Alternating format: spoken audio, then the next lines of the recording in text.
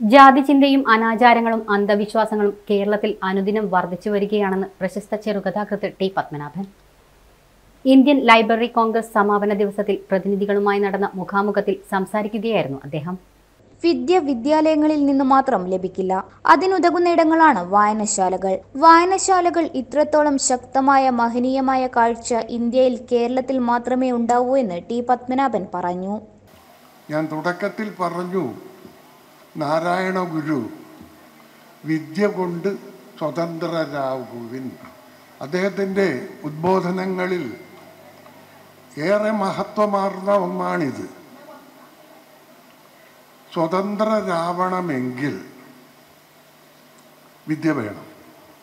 വിദ്യ വിദ്യാലയങ്ങളിൽ നിന്ന് മാത്രം നമുക്ക് കിട്ടുന്ന ഒന്നല്ല. വിദ്യാലയങ്ങളിൽ സിലബസുകളും കരിക്കുലങ്ങളും ഇതിൻ്റെയൊക്കെ പരിധിക്കുള്ളിൽ നിന്നുകൊണ്ടാണ് അധ്യാപകർ നമ്മെ പഠിപ്പിക്കുക.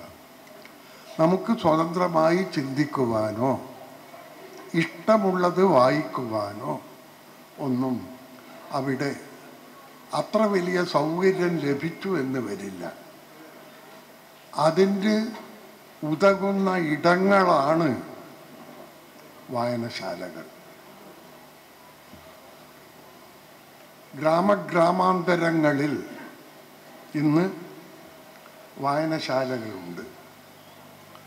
അത്രയും മഹനീയമായൊരു കാഴ്ച ഇന്ത്യയിൽ കേരളത്തിൽ മാത്രമേ കാണുകയുള്ളൂ.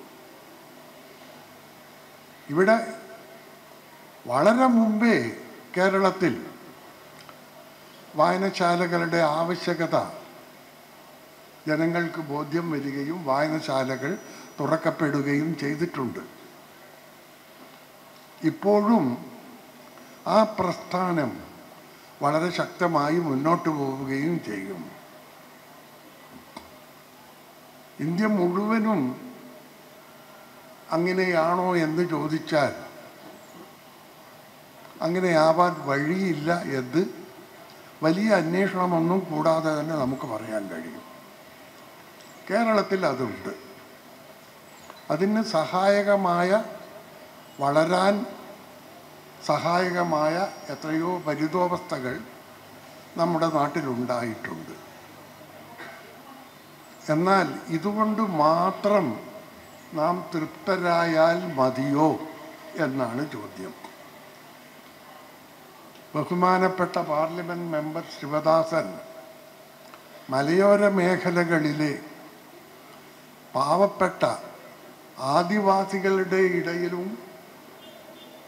എഴുത്തിൻ്റെ, വായനയുടെ, സ്വതന്ത്ര ചിന്തയുടെ ആവശ്യകത ബോധ്യപ്പെടുത്താനും വായനശാലകളെ പ്രചാരത്തിൽ കൊണ്ടുവരാനും ശ്രമിക്കേണ്ടുന്നതിൻ്റെ ആവശ്യകതയെക്കുറിച്ച് പറഞ്ഞു.